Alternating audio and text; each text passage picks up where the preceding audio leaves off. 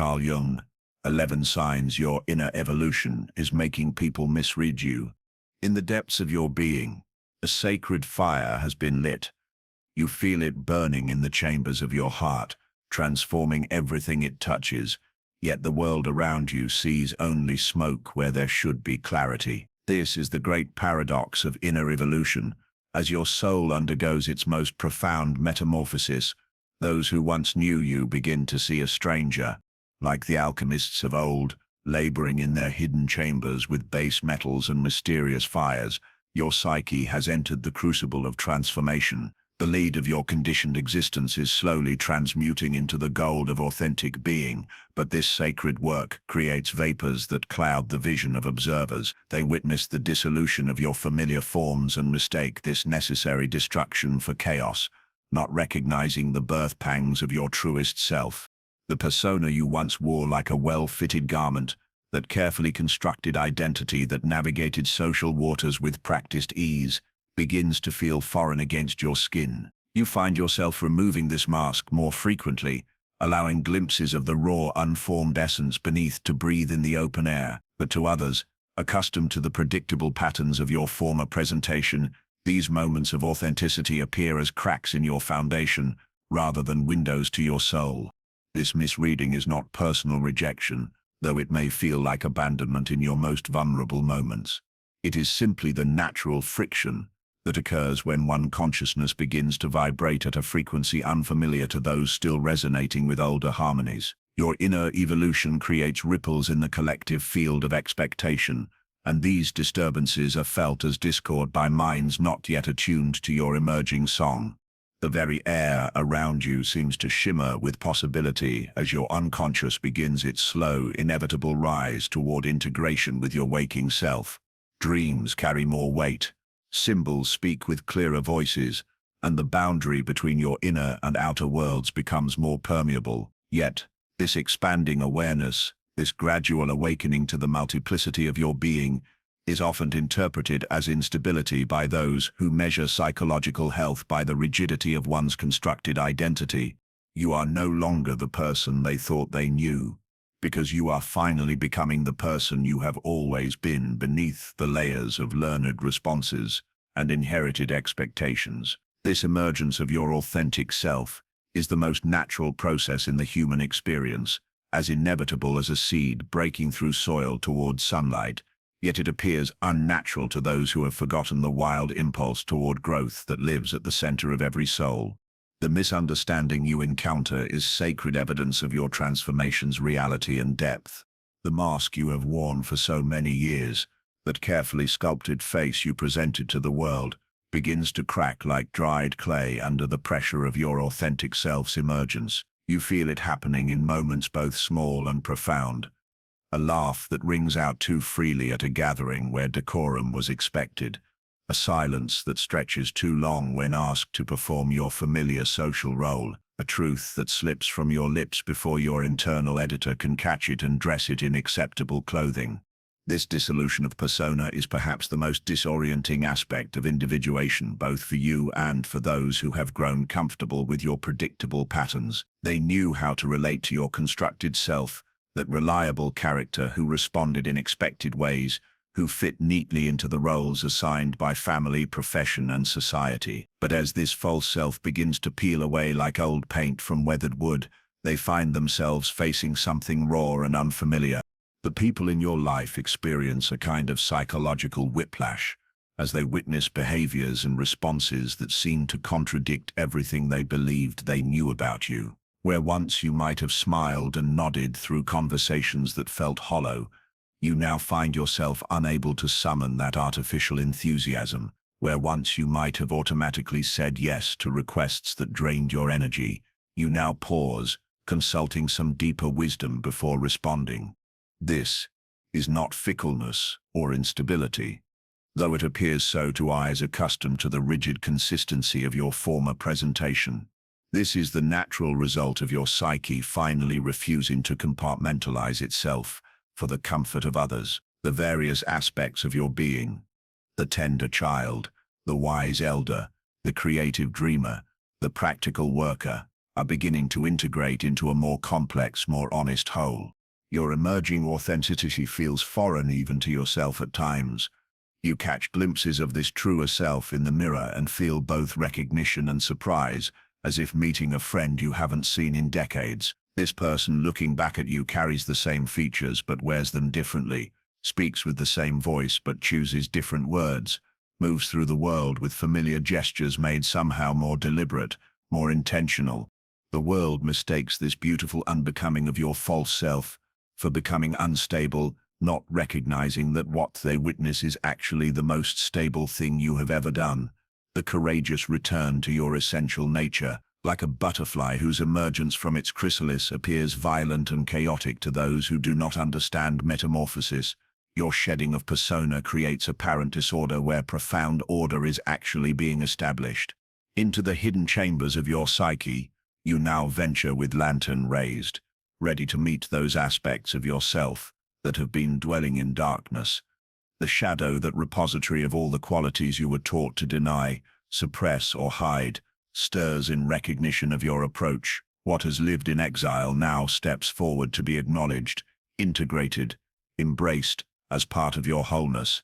This shadow work is perhaps the most misunderstood aspect of psychological evolution. As you begin to own your capacity for anger alongside your gentleness, your selfishness alongside your generosity, your foolishness alongside your wisdom, those around you witness what appears to be inconsistency or moral confusion. They see you expressing emotions that were once carefully contained, making choices that seem to contradict your established character, speaking truths that your former self would have diplomatically avoided. The world has grown comfortable with your light side only, the socially acceptable virtues that earned approval and maintained harmony, but now you speak with the full spectrum of human experience. You acknowledge your envy when it arises, your pettiness when it surfaces, your desire for recognition when it pulses through your veins. This honest accounting of your complete humanity appears as a fall from grace to minds that prefer their heroes unshadowed and their narratives simple. Yet this integration is not a descent into darkness, but rather an ascent into truth. By welcoming your shadow aspects into conscious relationship, you cease to be their unconscious victim. The rage that once leaked out in passive-aggressive comments can now be owned and channeled constructively. The greed that once operated beneath your awareness can now be recognized and balanced with genuine generosity. The pride that once demanded constant validation can now be acknowledged without shame and tempered with humility. Your friends and family find themselves relating to someone who seems both more and less than the person they thought they knew. More, because you now carry the depth that comes from embracing your full human complexity. Less, because you no longer perform the idealized version of yourself that required such tremendous energy to maintain. This new person before them admits to struggles, owns their mistakes, and speaks candidly about their limitations. This shadow integration creates the illusion of unpredictability, because others cannot rely on your former patterns of denial and projection. Where once they could predict your responses based on your established defense mechanisms, they now encounter someone who meets each situation with greater presence and authenticity. Your responses arise from conscious choice rather than unconscious reaction, making you simultaneously more reliable in your authenticity and less predictable in your behaviors. The judgment you face for this integration is often a reflection of others' discomfort with their own disowned aspects. Your willingness to embrace your shadow holds up a mirror to their own unacknowledged darkness, creating the kind of sacred discomfort that can either inspire growth or provoke rejection. The noise of the world grows thin as your soul retreats into sacred solitude, seeking the quiet spaces where transformation can unfold without scrutiny or interruption. This withdrawal is not born of wounded antisocial impulses or depressive collapse. It emerges from a deeper wisdom that recognizes the need for psychological gestation, for the kind of silence that allows new aspects of self to take root and grow in protected darkness. Like seeds that must spend winter buried in cold earth before spring's emergence, your evolving consciousness requires periods of retreat from the constant demands of social performance and external validation. You find yourself declining invitations that once felt obligatory, choosing evenings of contemplation over gatherings that drain rather than nourish, seeking the company of books and dreams over conversations that skim surfaces without touching depth. This natural hermitage is profoundly misunderstood by a culture that equates psychological health with social engagement, that measures vitality by one's willingness to participate in collective activities regardless of their personal cost. Your need for solitude is interpreted as withdrawal symptoms, your preference for depth over breadth mistaken for social anxiety or depression. Well-meaning friends express concern about your isolation, not recognizing that you are not isolating from life, but diving deeper into it. In these precious hours of solitude, you commune with aspects of yourself that cannot emerge in the presence of others' projections and expectations. The creative impulses that wither under observation bloom in private spaces. The spiritual questions that seem too tender for public discussion find voice in your inner dialogues. The emotional processing that requires vulnerability discovers safety in your own company. Your withdrawal serves a regenerative function that parallels the natural cycles of rest that govern all living systems. Just as fields must lie fallow to restore their fertility, your psyche requires periods of non-productivity, of simply being rather than doing, of receiving rather than giving. This rest is not laziness but preparation, a gathering of psychic energy that will eventually pour forth in more authentic engagement with the world. Those who knew you as socially available, as someone who could be counted on to fill roles and meet expectations, experience your withdrawal as abandonment. They cannot see that this retreat is actually a form of fidelity, faithfulness to your own development process, and ultimately to your capacity for genuine relationship. The person who will emerge from this cocoon of solitude will be more present, more authentic, more capable of real intimacy than the socially compliant persona who never had space to discover their true preferences and boundaries. Your hermit phase is a pilgrimage inward, a journey to the sacred center where your authentic self awaits recognition. This temporary exile from collective consciousness is the price and privilege of individual awakening. Within the crucible of your expanding consciousness, you discover the profound ability to hold contradiction without the need for resolution, to embrace both your strength and your fragility, your wisdom and your ignorance, your love and your indifference as equally valid expressions of your complex humanity. This psychological maturity, this capacity to contain opposing truths without choosing sides, marks a fundamental shift from the either-or thinking that once governed your inner world. You find yourself simultaneously confident and uncertain, speaking with authority about your experiences while maintaining genuine humility about the vastness of what you do not know. You express deep compassion for others, while also honoring your need for boundaries and self-protection. You pursue meaningful work with passionate dedication while holding lightly to outcomes, caring deeply while remaining unattached to results. This comfort, with paradox, appears as inconsistency to minds that demand neat categories and predictable responses.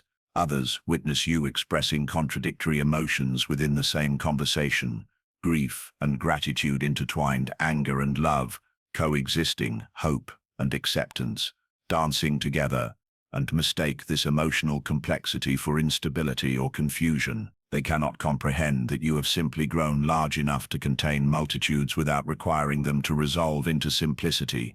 Your relationships become more nuanced as you learn to hold space for the contradictions in others, as well as yourself.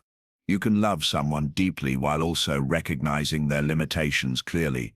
You can disagree with someone's choices while maintaining respect for their autonomy. You can feel hurt by someone's actions while also understanding the pain that motivated their behavior.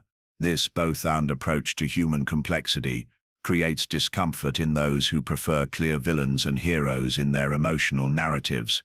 The transcendent function that Jung described, the psychological bridge between opposing forces within the psyche, has awakened in you, creating a kind of internal diplomacy that can negotiate between conflicting needs and desires, without declaring war on any aspect of your experience. You no longer exile parts of yourself to maintain internal peace.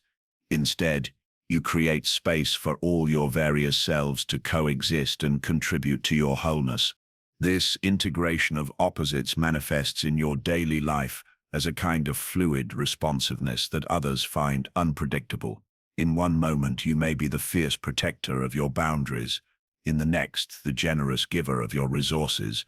You may speak with mystical reverence about the sacred nature of existence, while also engaging pragmatically with mundane responsibilities. This versatility of response, arising from your expanded capacity to access different aspects of yourself as situations require, appears as contradiction to those who expect consistency to mean sameness. Your comfort with paradox reflects a deeper trust in the mysterious nature of existence itself, an acceptance that life's most profound truths cannot be captured in simple formulas or logical constructs, but must be lived and experienced in all their contradictory glory. The inherited blueprints that once guided your choices, those unexamined beliefs passed down through generations like family heirlooms, begin to feel ill-fitting as your consciousness expands beyond the boundaries of collective conditioning. You find yourself questioning not from rebellion or defiance, but from a deeper need to discover what you actually believe when stripped of borrowed convictions and cultural programming that never truly belonged to you.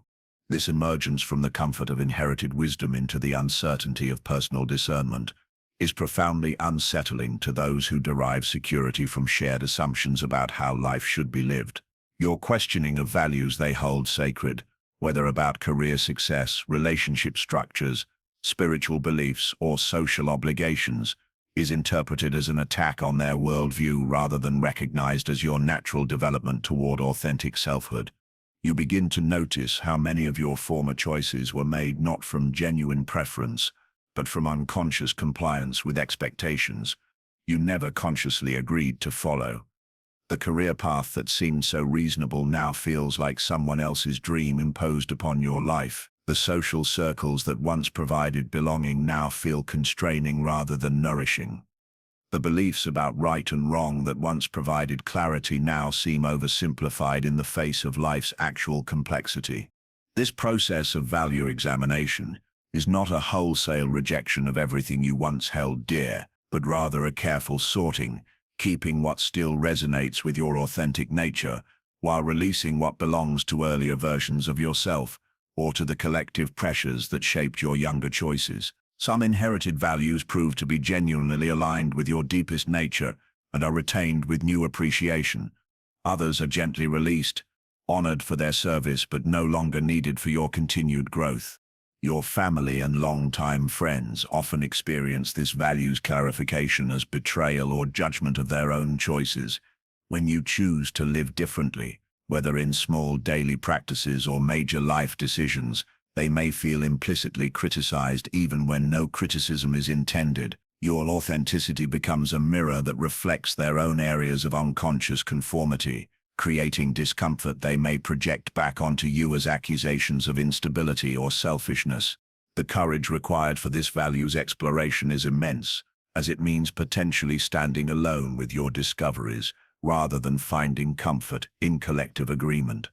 You must learn to trust your inner compass even when it points in directions that others find questionable or alarming. This solitary journey toward authentic values is one of the most challenging aspects of individuation, requiring you to develop faith in your own wisdom, even when that wisdom contradicts the conventional understanding of those around you.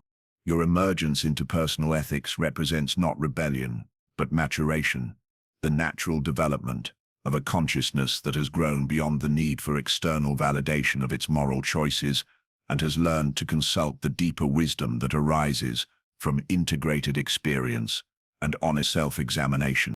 The subtle frequencies of your inner knowing begin to speak with increasing clarity as your consciousness expands beyond the narrow confines of purely rational decision-making, where once you relied exclusively on logical analysis, weighing pros and cons in careful mental calculations, you now find yourself guided by deeper currents of wisdom that flow from sources beyond the reach of conscious reasoning.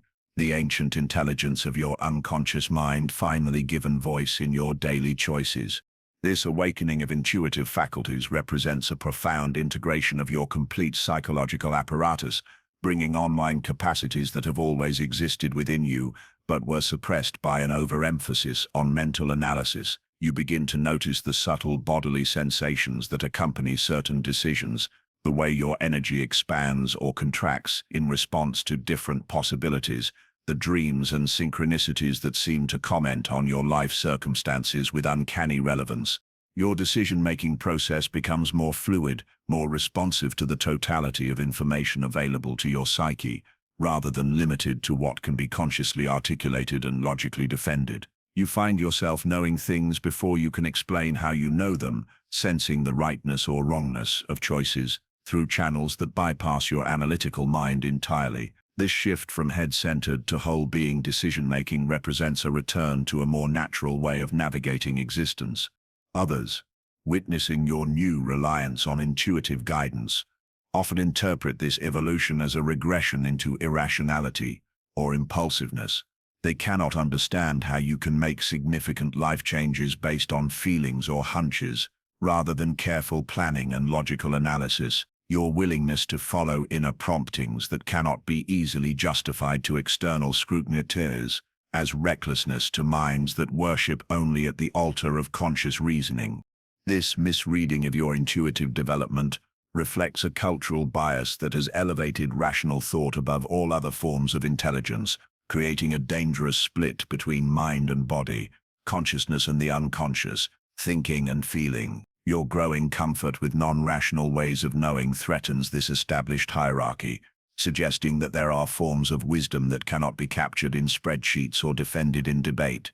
The guidance you receive through intuitive channels often proves remarkably accurate when viewed from the perspective of time, leading you toward opportunities and away from dangers that your conscious mind could never have anticipated. Yet in the moment of decision, when you cannot provide logical justification for your choices, you face skepticism and concern from those who measure wisdom by its ability to be rationally explained. Your trust in the unconscious mind's guidance represents a fundamental shift in your relationship with knowledge itself, from believing you must consciously understand everything to recognizing that your deepest wisdom operates through channels that transcend the limitations of rational thought, connecting you to patterns and possibilities that exist beyond the reach of analytical comprehension. The emotional numbness that once served as armor against life's intensity begins to dissolve like morning frost under the warmth of your emerging authenticity, where your former persona maintained careful emotional equilibrium, never too high, never too low, always appropriately modulated for social comfort. Your awakening self experiences the full spectrum of human feeling with a depth and intensity that can be both overwhelming and profoundly liberating. You find yourself weeping at beauty that once passed unnoticed, laughing with abandon that embarrasses your more controlled companions, feeling anger that burns clean and bright instead of the muted irritation that once substituted for authentic response. This emotional renaissance signals the restoration of your complete humanity, the return of capacities that were sacrificed in service of maintaining an acceptable social presence. The tears that now flow freely carry years of unexpressed grief, not only for recent losses but for all the moments of joy and sorrow you were too defended to fully experience. You mourn the relationships that never deepened because you could not risk vulnerability, the opportunities that passed because you could not access the passion needed to pursue them, the years of half-living that seemed safe but left you feeling hollow and disconnected from your own experience. This emotional awakening also brings unprecedented capacity for joy, wonder, and connection. Colors seem more vivid. Music moves through your body like a river of meaning. Conversations with loved ones reach depths that were previously inaccessible. You discover that your former emotional restraint was not protecting you from pain, but was actually preventing you from accessing the full richness of human experience, including its most transcendent pleasures. Others, accustomed to your emotional predictability, find this new depth alarming rather than beautiful. Your tears at inappropriate moments make them uncomfortable. Your enthusiasm seems excessive. Your anger appears disproportionate because they cannot see the accumulated emotional material that is finally finding expression. They mistake your emotional expansion for instability, not recognizing that what appears as volatility is actually the natural result of years of suppressed feeling finally being allowed conscious expression. Your willingness to feel deeply challenges those around you to examine their own relationship with emotion, often triggering defenses and projections that label your authenticity as too much or oversensitive. This judgment reflects their own fear of emotional depth, their investment in maintaining the kind of emotional numbness that masquerades as maturity in a culture that fears the power of genuine feeling. The courage required to feel fully in a world that rewards emotional restraint is immense. Yet this restoration of your emotional life is essential for your continued individuation. Without access to the full range of your emotional responses, you cannot make choices that truly serve your deepest needs or create relationships that satisfy your soul's longing for authentic connection and mutual recognition.